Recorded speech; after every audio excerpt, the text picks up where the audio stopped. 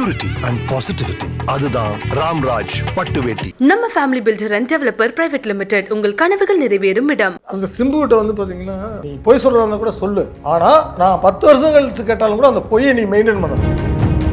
சிம்புக்கு அந்த படத்துல இந்த ஆஸ்டலுக்கு காரணம் என்ன? அதை அவரே வச்சுட்டு வந்தாருங்க, நான் சொல்லுவேன். அப்படி நான் பொல்லாதவன், நான் கெட்டவன்டா. ஸோ அது வந்து தனுஷை டீஸ் பண்ற மாதிரி தான் அந்த டைம்ல.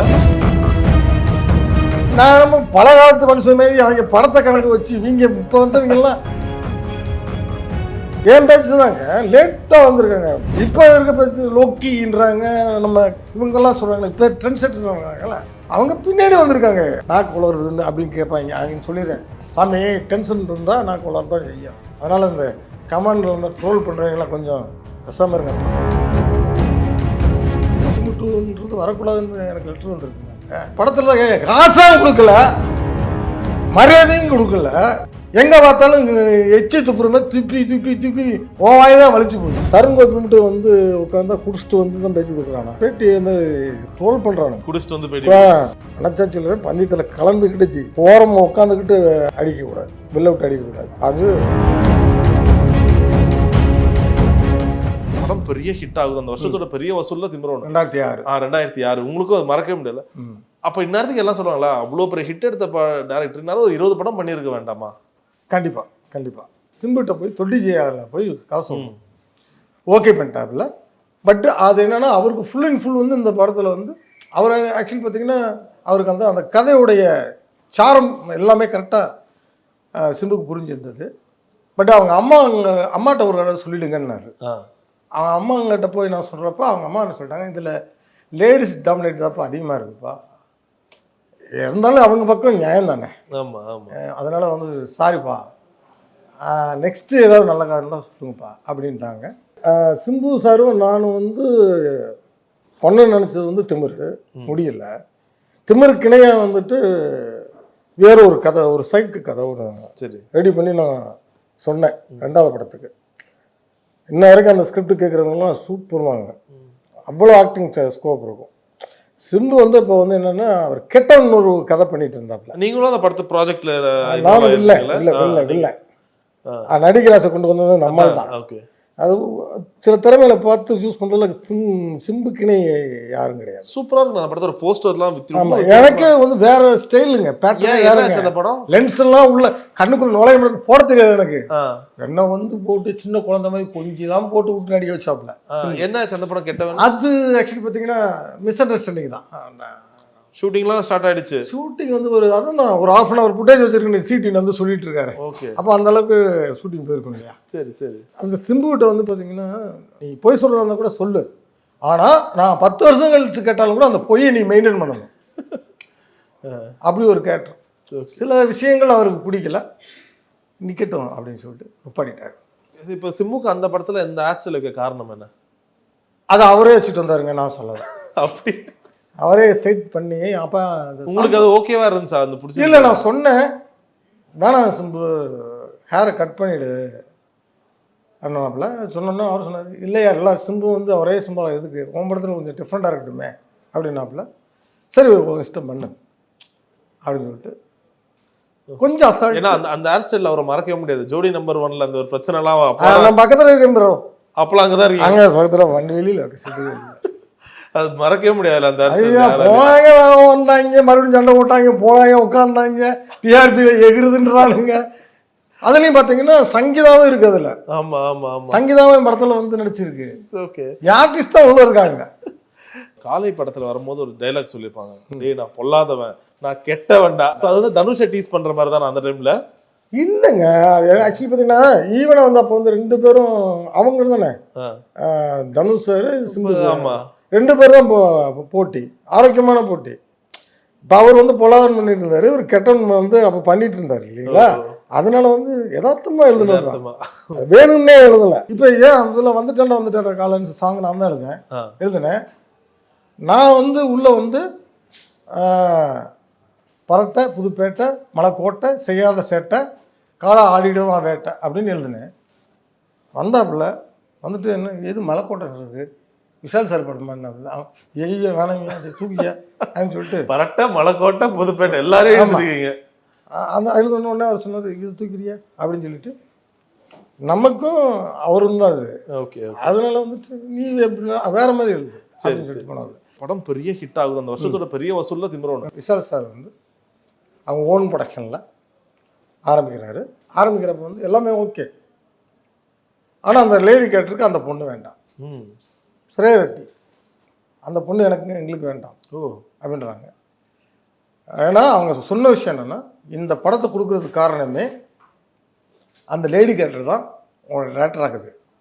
அதனால் நாங்கள் வந்து மல்லியா ஷெராவத், விபாஷா பாஸு இல்லைன்னா சிம்ரன் சொல்லுங்க ரீஎன்ட்ரி கொடுத்தது மாதிரி இருக்கும் பண்ணலாம் அப்படின்றாங்க. நான் என்ன சொல்கிறேன்னா இந்த கேரக்டருக்கு அந்த பொண்ணு தான், அந்த பொண்ணு வேண்டான்னு சொன்னீங்கன்னா படம் வேணாம் சார் அப்படின்றேன்.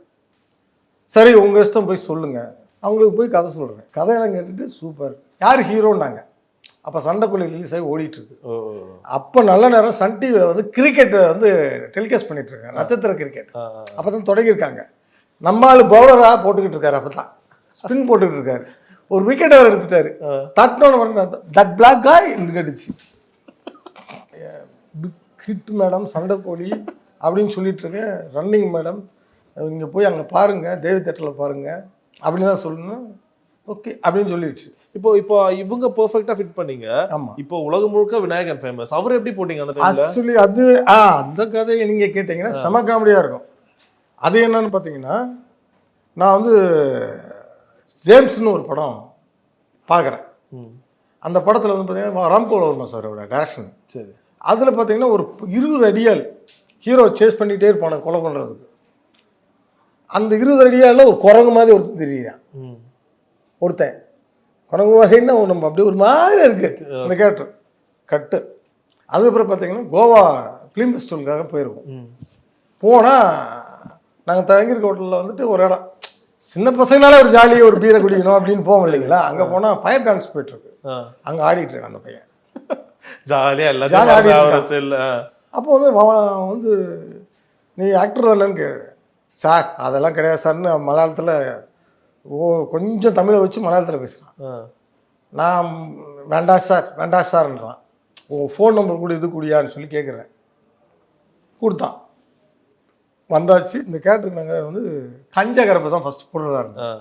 கஞ்சா கருப்பு வடிவில் அண்ணன் பண்ணால் நான் நடிக்க மாட்டேன்ட்டாவில். எவ்வளோ சிக்கல் அது அங்கே ஃபஸ்ட்டு இங்கே மெட்ராஸ் ஸ்கூலில் நடந்த விஷயம். சரி. இப்போ எனக்கு வந்து 3வது நாள் எனக்கு வேணும். நான் இப்போ சொல்கிறேன் விஷால்கிட்ட கூப்பிட்டு அந்த படத்தை ஜேம்ஸ் படத்தை கூப்பிட்டு காமிச்சு இந்த பையன் தான் நான் பார்த்த பையன் கூப்பிடுங்க. நான் நம்பினேன். அவன் கதையில் வர அந்த கதாபாத்திரத்துக்கு உயிர் கொடுத்தான். Okay okay. இன்னைக்கு பெரிய அளவுக்கு வந்திருக்கப்ப இப்போ டச்சில் இருக்கீங்களா விநாயகர்? இல்லை கடைசியாக எப்போ பேசுனீங்க? கடைசியான காலை முடிஞ்சு அதுக்கு பிறகு கொஞ்சம் நான் தானே அடுத்த படம் காலையும் கொடுத்தேன். ஆமாம். அவனை அடுத்து நான் டேரக்டர் வந்து எல்லா படத்துலையும் அவன் தான் நடிச்சிருந்துருப்பான். சரி சரி சரி. ஓகேங்களா. நான் தான் நடிக்கின்ற ஆசையில் ஓடிட்டேனே. சார் இப்போ உங்களோட மைண்ட் செட் எப்படி இருக்கு? நீங்கள் டைரக்டராவா இல்லை ஆக்டரா? இல்லை ப்ரோ, ரெண்டு படம் ப்ரொடக்ஷன் பண்ணிட்டேன். ப்ரொடக்ஷன் பண்ணியிருக்கேன். இப்போ வந்து வெரி திமிர் 2ன்னு வச்சதுக்கு கூட வந்து பார்த்தீங்கன்னா சென்சார் நான் போய் பண்ண போகிறப்ப வந்து திமிர் 2ன்றது வரக்கூடாதுன்னு எனக்கு லெட்டர் வந்திருக்குங்க. அங்கே படத்தில் தான் காசாக கொடுக்கல, மரியாதையும் கொடுக்கல, நடுவில் பயங்கர தொல்லை கொடுத்தீங்க. எங்கே பார்த்தாலும் எச்சி துப்புறமே துப்பி ஓவாய் தான் வலிச்சு போச்சு. இப்போ நான் பாட்டுக்கு ஒதுங்கி எங்கேயோ உட்காந்து ஏவாயே பார்த்துட்டு இருக்கேன். அங்கே வந்து ஒருத்தன் சார் இப்படி கொடுத்துருக்காரு பார்க்கல நீங்கன்றப்ப கடுப்பு அது இல்லை. இன்னும் பேசிடுறாங்க. நிறைய பேர் செத்து போயிட்டாங்க. நிறைய பேர் செத்து போயிட்டாங்க. ஆமா ஆமா ஆமா. ஏன் ஹாஸ்டல்லே செத்து போயிட்டாங்க. எத்தா குறைக்கும் எங்கள் வீட்டில் எங்கள் அண்ணனை இழந்துட்டு நான் உட்காந்துருக்கேன். இந்த சினிமாவில் வந்து எவ்வளோ இழப்புகள். எங்கள் அப்பாவை இழந்துட்டேன். இனி ஏமாற்றி தின்னு தாங்க கொத்திட்டு தாங்க போனீங்க. கொத்து தான் கொத்திட்டு போனாங்க.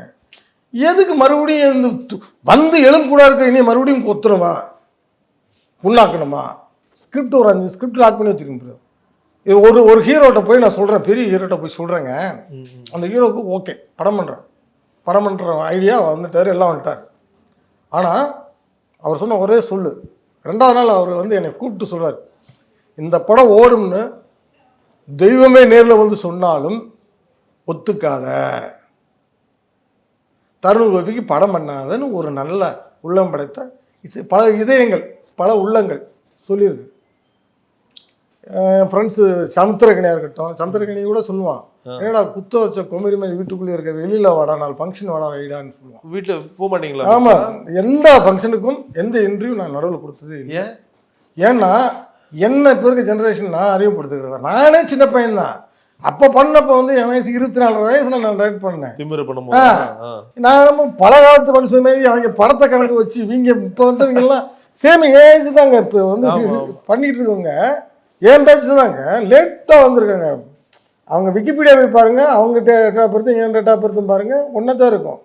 இப்போ இருக்க பேச்சு லோக்கின்றாங்க, நம்ம இவங்கெல்லாம் சொல்கிறாங்க இப்போ ட்ரெண்ட் செட்டர்ங்கிறாங்களா, அவங்க பின்னாடி வந்திருக்காங்க. அவங்க ஏதோ வேலையை வேறு வேலையை பார்த்துட்டு வந்திருக்காங்க. நம்ம காலேஜ் முடிச்சோட அசன்டேட்டர் டேரக்டர் அப்படி சீக்கிரமாக வந்துட்டோம். இப்போ இவ்வளோ வருஷம் இந்த சினிமா எக்ஸ்பீரியன்ஸ் உங்களுக்கு வாழ்க்கையில் நிறைய வாழ்க்கை பாடங்கள் கற்றுக் கொடுத்துருக்கோம்ல. அதுலேருந்து இது ஒன்று கற்றுக்கிட்டேன், இதை நான் திரும்ப சினிமாவில் பண்ணிடவே மாட்டேன்.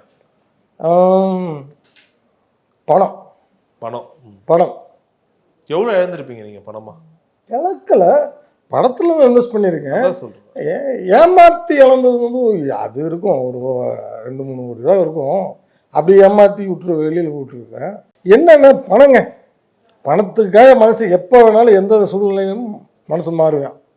ஆனால் அப்படி ஏமாத்துறவங்கிட்ட நாக்கு குளருதுன்னு அப்படின்னு கேட்பாங்க. அவங்க சொல்லிடுறேன், சாமி டென்ஷன் இருந்தால் நாக்கு குளர தான் செய்யும்.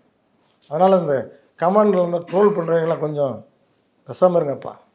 என்னென்னா இந்த பணம் இருக்கு இல்லைங்களா, இந்த பணத்தால் நான் பட்ட அவஸ்தைகள் இருக்கு இல்லைங்களா, பெரும் அவஸ்தைகள். பணம் இல்லைன்னு வச்சுங்களேன், வாழ்க்கையில் ஒருத்தன் கூட மதிக்க மாட்டான். ஏன் புழு பூச்சி கூட மதிக்காது. பணம் இருந்தால் ஒரு சபையில் நீங்கள் தான் நாயகன். சரி, இல்லைன்னா குப்பையில் கிடக்கிற குண்டுமணி மாதிரி தான் நீங்கள். உங்கள் கதை நான் கேட்குறேன், ஒரு கேள்வி கேட்குறேன். இப்போ பேட்டி எடுக்க வர்றோம், நீங்கள் கூப்பிட்றீங்க, குடிச்சிட்டு ஒரு விஐபி வந்தால் நீங்கள் பேட்டி எடுப்பீங்களா? இல்லை, எடுப்பீங்களா? அந்த எத்திக்ஸ் நடந்திருக்கா ஏதாவது முன்னாடி? இல்லை, அது மாதிரி நடந்தது. மோசம் வரவும் மாட்டாங்க. அந்த மாதிரி மோசம் வர மாட்டாங்களா? வர மாட்டாங்க. தருண் கோபிட்டு வந்து உட்காந்தா குடிச்சிட்டு வந்து தான் பேட்டி கொடுக்குறானா, பேட்டி வந்து ட்ரோல் பண்ணுறானுங்க. குடிச்சிட்டு வந்து பேட்டி எனக்கு ஒன்றும் புரியல அது. அதான் கேட்குறேன் நான்.